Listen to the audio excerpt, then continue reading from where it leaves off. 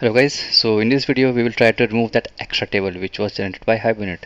So if I go back and talk about which extra table I'm talking about, so let's take this out from here for now.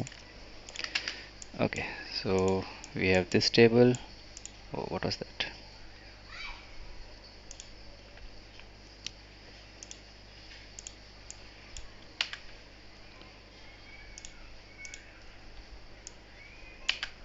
Okay, second table, third table, and fourth is missed out.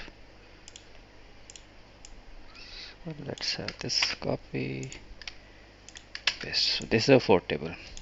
So user is fine, product is fine, this is also fine, but for table, this is not required, right? It's just repeated data. So this is coming from main table or primary table. How would I know? Because of the name. What does Hibernate do? It picks your main table or primary table and then use its name and then append the second or secondary table name. So whatever your primary key name is, primary table name is, it will pick the same name, its column name, and use it as a primary key here. Same thing happened here. It picks the product table, secondary table, user table, that is our primary table, and use the secondary table column as a product key and then user ID. So that's how it constructs the fourth table. That's how Hibernate understands it. So technically we don't need this third table, fourth table. It's just extra overhead for us. So we need to get rid of this, and it's pretty simple. Yep. What I have to do, I'll just go back.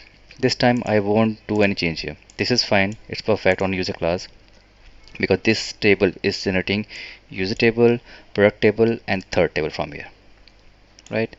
But the thing is here, when we say many to many, so Hibernate says this sees this as a entity class. Of course it's entity class, so it tries to remap the same thing which was happened here. So three tables are coming from here, fourth table is coming from the product table because it has many to many mapping.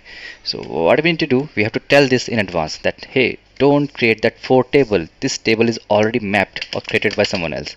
So use this mapped by, and whatever the field we have used, a product, use this and in double quote paste it. I think I didn't copy it.